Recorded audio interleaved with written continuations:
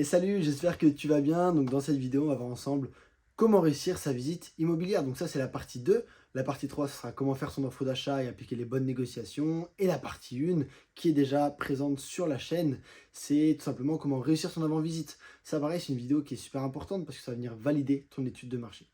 Ok, donc quand tu commences ta visite, tu vas faire plusieurs points au niveau du hall d'entrée. Ok, est-ce que déjà au niveau du hall d'entrée, la sécurité est présente? Ok, est-ce que la sécurité du hall d'entrée se fait par code, par digicode ou simplement une entrée libre, etc. Pourquoi du coup on va venir noter ça? Parce que si tu veux, ça va venir impacter tes stratégies locatives. Si tu fais de la LCD pour l'automatisation, bah, tu vas devoir un petit peu savoir la sécurité pour prévoir justement si tu vas mettre une boîte à clé à l'extérieur, etc. Ok, donc ça, c'est super important. Ensuite, tu vas venir demander à l'agent IMO quand c'est qu'ont été faits les derniers travaux de rénovation de ce hall d'entrée. D'accord? Si jamais il te dit, bah, ça remonte à un petit moment et là, justement, ils ont prévu de refaire, ok, super, est-ce que c'est à la charge du vendeur? D'accord? Super important. Ensuite, tu vas venir demander s'il y a une cave. Ok. Si oui, tu demandes à la visiter. Est-ce que dans la cave, tu vois de la moisissure? Est-ce qu'il y a des fuites, etc. C'est toujours bon à prendre. Ensuite, tu vas commencer ta visite immobilière. Donc, tu arrives devant la porte pour rentrer dans l'appartement. Ok, tu checkes un petit peu la porte, d'accord. Tu checkes un petit peu le hall, le palier en fait. Est-ce que vous êtes plusieurs sur le palier, etc. Tu rentres dans l'appartement et là, ça va se passer en deux temps. Le premier temps, c'est ok, tu n'as pas encore les plans de l'appartement. Ce que tu vas venir faire, c'est visiter l'appart, tout noter, ok, faire vraiment les plans de l'appartement sur une feuille. Je te conseille d'avoir un mètre laser pour justement avoir les bonnes superficies de l'appartement, les bonnes mesures pour par la suite pouvoir faire tes travaux, enfin ton optimisation et ton agencement, ok. N'oublie surtout pas de venir taper sur les murs, ok. Si le mur est creux, c'est pas un mur porteur. S'il est dur, s'il est plein, c'est un mur porteur, ok. Il faut savoir que les murs porteurs, ils ne peuvent pas être abattus. Enfin, tu vas pouvoir les abattre, mais il faut faire plusieurs demandes, etc.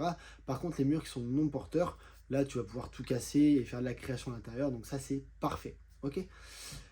Ensuite, donc tu fais tout le tour de l'appartement pour vraiment bien noter sur une feuille les dimensions, etc. Et ensuite, tu vas refaire un tour d'appartement en notant plusieurs points. Mais le premier point, on va commencer par le grenier. Est-ce qu'il y a un grenier? Ok. Si oui, est-ce qu'il y a de la moisissure? Ok. L'état de la toiture. Ok, on peut le voir au niveau du grenier. Est-ce que la toiture est en bon état? Est-ce qu'il y a des fuites? Super important. Voilà, on va venir vraiment tout checker.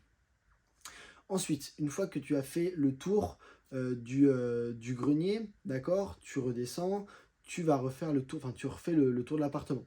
Là, tu vas venir checker les menuiseries de l'appartement. Ok, est-ce que c'est isolation PVC? Est-ce que c'est l'isolation en bois? Est-ce que c'est du simple ou double vitrage? Donc ça, par exemple, si tu as un DPE, un diagnostic de performance énergétique, si le DPE est de catégorie F ou G et que tes menuiseries sont en simple vitrage bois, par exemple, bon, bah, tu sais que si jamais tu mets du PVC plus du double vitrage, tu vas pouvoir redescendre au niveau des lettres. Parce que, à savoir, les appartements de catégorie G ne pourront plus être mis en location à partir de 2025, pardon. Les appartements de catégorie F ne pourront plus être mis en location à partir de 2028. Donc ça, c'est super important de le prendre en compte. Ok? Tu continues ton tour tranquillement, tu vas venir regarder tout ce qui est plomberie. Ok, la plomberie. Est-ce qu'il y a des fuites? D'accord? Super important. Attention parce que généralement, les appartements, l'eau est coupée. Ok, si ça fait plusieurs mois qu'il est sur le marché, bah ça se peut que tu n'aies plus du tout d'eau. Donc essaie de regarder un petit peu les fuites. Ok, s'il y a des traces de fuite. D'accord. Le type de plomberie utilisé. Ok. Je reviens sur un point là en parlant de la plomberie. Quand tu fais ton premier tour d'appartement, note les arrivées d'eau. Ok, toilette, salle d'eau, pardon, et cuisine. C'est super important parce que du coup, si jamais ton but c'est de faire une division, ok, de diviser l'appartement en deux petits appartements, bah là justement, si les arrivées d'eau se situent, enfin si la seule arrivée d'eau se situe dans un coin de l'appart, ça va être compliqué de toutes les faire venir pour diviser l'appartement en deux. Par contre, si se situe au milieu de l'appartement, beaucoup plus simple. Ok, donc voilà, note bien les arrivées d'eau également. Tu continues ton tour d'appartement et tu regardes un petit peu l'électricité. Ok, au niveau du tableau, le tableau a l'air récent ou non, d'accord? Est-ce que tu vas devoir le changer? Ça aussi, c'est super important. Je te conseille de mettre les points positifs et les points négatifs sur une feuille. Ok, tu notes tous les points positifs de l'appartement. Ok, l'orientation, ça peut être les actifs qu'il y a autour, etc. Donc ça en plus, c'est ce que tu as fait normalement pendant l'avant-visite. Ok. Ensuite, sur la deuxième partie du tableau, tu vas venir mettre tous les points positifs, négatifs pardon, de l'appartement. Super. Et ça va te servir pour la négociation que tu vas dans la partie 3. Ok, donc là, tu continues ta visite. Et là, tu te demandes, ok, comment je vais pouvoir finalement optimiser le bien immobilier. D'accord. Donc, tu as vu un petit peu les murs porteurs, les murs non porteurs, tu as vu un petit peu les arrivées d'eau, etc. Donc, comment finalement je vais pouvoir optimiser le bien immobilier. Si ton but c'est de faire de la colocation, ok, comment je vais pouvoir créer une troisième chambre. Ok, attention, il y a des normes, il faut absolument qu'il y ait une fenêtre pour les normes incendie, plus de 9 mètres carrés pour la revendre pour que ce soit considéré comme une chambre. Donc voilà, comment je vais pouvoir faire ça finalement. Tu regardes, alors si c'est des bâtiments anciens, 1980 à peu près, essaie de regarder parce que du coup, la cuisine, généralement, elle est séparée du séjour. Ok. C'est souvent une fois ça. D'accord. Et souvent, la cloison, tu peux la péter. Donc, essaie de regarder finalement si tu peux pas, à la place de la cuisine, créer une chambre à l'intérieur. Ok. Parce que généralement, les cuisines en plus ont des fenêtres. Créer une chambre à l'intérieur et la cuisine la basculer dans le salon. D'accord. Ça peut être un gros point positif. Ensuite, tu vas regarder finalement, est-ce que tu vas pouvoir mettre une mezzanine. Ça, c'est important parce que si ton but, c'est de faire de la LCD, par exemple, il faut savoir que tu n'as pas besoin d'avoir des normes pour être compté comme une chambre, ok. La mezzanine, elle vient compter comme un coin nuit. Donc forcément, tu vas pouvoir ajouter une personne en plus dans le logement. Ça, c'est tout bénef. Par contre, il faut que tu aies la hauteur sous plafond. Ensuite, ça va être tout ce qui est au niveau des arrivées d'eau. Comme je t'ai dit, si tu fais une grosse coloc, bon, bah, comment je vais pouvoir créer une salle de bain privative, par exemple, dans une chambre pour augmenter les loyers. Ok. Est-ce que les arrivées d'eau sont possibles selon la distance, tout ça. Donc ça, pareil, ça à prendre en compte. Ce que tu vas pouvoir également faire, c'est regarder si tu vas pouvoir diviser ton bien en deux. Ok, donc dans ce cas-là, est-ce que ton bien est traversant? Est-ce qu'il y a deux balcons de chaque côté du bien? Si oui, on va super. Enfin, deux balcons ou des fenêtres, ok? Si oui, ben, tant mieux, nickel. Fais une division de stratégie locative, t'as tout gagné. Ensuite, les questions à poser aux vendeurs. Donc ces questions-là sont à poser pendant ta visite immobilière et c'est vraiment ce qui va pouvoir jouer sur la négociation. C'est pour en savoir plus sur les raisons de vente, sur le bien, etc. La première question, ça va être pourquoi vous vendez. Cette question elle est très intéressante parce que tu vas vraiment savoir la raison précise de la vente et surtout si les vendeurs sont pressés. Si jamais c'est un divorce ou une mutation, tu sais que les personnes sont plus ou moins pressées.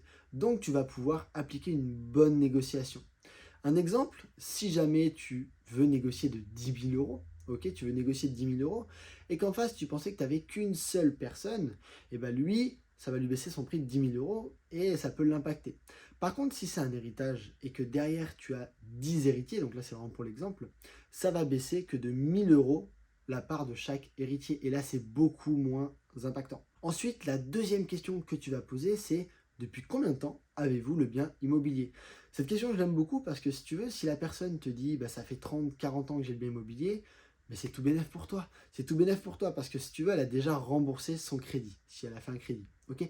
A contrario, si ça fait que 5 ans et 5 ou 10 ans et qu'elle a un crédit en cours, elle, ce qu'elle va chercher à faire, c'est rembourser la totalité de son crédit, plus faire une plus-value. Ok, voilà, tout le monde est comme ça, tout le monde veut toujours gagner plus d'argent, donc elle va vouloir faire une plus-value. Donc là, tu sais que les négociations, ça va être un peu plus tendu. La troisième question, c'est depuis combien de temps vous vendez? Ça va permettre de savoir si le bien immobilier est présent sur le marché depuis longtemps ou non. S'il est présent depuis longtemps sur le marché, ben pourquoi finalement il n'est pas déjà vendu? Qu'est-ce qui se passe? Est-ce que c'est le quartier qui fait ça, etc. Et ça, généralement, tu peux le voir quand tu fais l'avant-visite, quand tu valides les critères que je t'explique dans l'avant-visite. Parce que si jamais le bien immobilier est sur le marché depuis 3 4 mois, tu vas pouvoir négocier sans problème parce que ça veut dire que la personne galère un petit peu à vendre, peut-être que son prix est beaucoup trop haut par rapport au prix du marché, donc tout de suite avec les bonnes négos, tu vas pouvoir descendre le prix. La quatrième question que j'aime beaucoup, c'est est-ce qu'il y a déjà eu une offre d'achat sur le bien immobilier? En fait, en posant cette question-là, tu vas pouvoir finalement essayer, si l'agent immobilier vient te répondre, essayer de te baser sur l'offre qui avait déjà été faite. Admettons, le bien est à 100 000 euros, ok? Donc forcément, toi, tu pars de 100 000 euros pour pouvoir négocier à la baisse.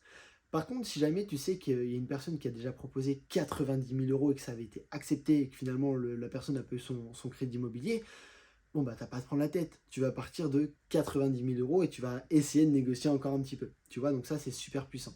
Et enfin, la dernière question, c'est avez-vous une marge de négociation? Moi j'aime beaucoup cette question parce que tu vas pouvoir savoir finalement bah, si la personne a plus ou moins une marge, d'accord? Et même l'agent immobilier, selon lui, un petit peu comment il voit les choses, comment il voit le projet, ok. Nous, quand on a fait des visites avec Seb, on avait été visiter un immeuble de rapport, ok, qui était mais éclaté, et en fait, la personne avait mis beaucoup trop son prix, ok, mais c'était plus ou moins fait exprès, enfin bref. Et quand on a posé cette question-là à l'agent immobilier, il nous a fait, donc voilà, c'est qu'il y avait quand même une bonne marge de négo, tu vois. Donc voilà, ça c'est vraiment une question à poser. Et on n'oublie jamais de ne jamais, jamais, jamais, jamais négocier en face à face avec le vendeur. Ok, mais ça je t'expliquerai dans la partie 3 où on fera l'offre d'achat et les négociations. Donc toutes ces questions-là, elles sont vraiment à poser pendant ta visite IMO. La dernière question, c'est vraiment celle que je t'ai dit à la fin, ok, y a-t-il une marge de négociation? Pareil, quand tu visites, il y a un comportement à tenir qui est super important. Commence pas à rentrer dans l'appartement et à dire waouh, bon, la tapisserie elle est dégueulasse, franchement, faut la changer, c'est n'importe quoi. Waouh, la cuisine, c'est vieux, etc. En fait, ça se trouve, tu as le vendeur qui est avec toi, ok. Il y a le vendeur qui visite, qui est avec toi pour la visite. Et il a fait ça, il a refait sa cuisine il y a 3 ans parce que lui, il aime bien ce style-là. Il a remis de la tapisserie il y a 1 an parce qu'il aime bien ce style-là. Et là, directement, tu viens brusquer le vendeur et c'est pas bon pour la suite. Pour appliquer ta négo, ça va être beaucoup plus compliqué. Donc reste neutre, faut pas t'emballer non plus. C'est-à-dire qu'il faut pas commencer à dire ouais, c'est un truc de fou cet appartement, il est génial. Ah, je vais pouvoir faire ça, trop trop bien et tout. Parce que ça, le vendeur va le ressentir et il va se dire ok, le mec est intéressé, du coup, tranquille sur la négo, tu vois. Donc voilà, super important, il y a un comportement à tenir. Et je te dis, tout ce que tu vas faire pendant ta visite, c'est ce qui va venir impacter finalement ta négociation. Ok, le but c'est de négocier le plus possible pour impacter ton cash flow. Ensuite, tu vas avoir des documents à demander. Donc dans la vidéo avant visite, je te montre les 3 documents à demander. Le DPE, d'accord, donc le diagnostic de performance énergétique, les plans d'agencement de l'appartement et le règlement de copro. Là, tu vas avoir d'autres documents à demander pendant ta visite et que tu vas pouvoir noter pour faire finalement ton calcul de cash flow. Le premier document, ça va être finalement la taxe foncière. Ok, de combien est la taxe foncière? Le deuxième document, ça va être le montant des charges de copropriété. Profites-en d'ailleurs pour demander si la copropriété est plutôt saine ou non. D'accord? Parce que des fois, tu peux avoir des impayés et tout ça et c'est vite le bordel dans une copro. Et enfin, le document justement à demander absolument, c'est le règlement de copro pour regarder ce que tu peux faire ou non dans l'appartement et appliquer un peu tes stratégies locatives. Par exemple, si tu veux faire de la LCD, ça se peut que dans le règlement de copro, il y ait une clause qui t'interdit la location courte durée. Super important. Mais ça, c'est aussi l'objet d'une autre vidéo que je te conseille de regarder absolument. Et donc après, ce que tu peux faire, c'est que tu refais un petit tour rapidement et tu notes un petit peu les diverses choses qui te passent par la tête, l'orientation du bien, ok, si tu commences à entendre du bruit, si tu entends des enfants courir au-dessus, si tu sais qu'il y a une famille, tout ça.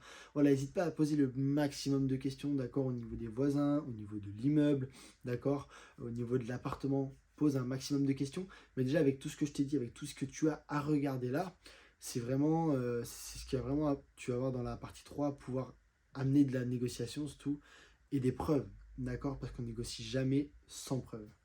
J'espère que cette vidéo t'aura plu. On se retrouve pour la partie 3, d'accord, où on va voir vraiment la négociation appliquée et comment faire une offre d'achat. Et si jamais tu veux te former totalement gratuitement sur l'investissement immobilier, tu as le lien de la formation juste en dessous. Like et abonne-toi pour plus d'astuces.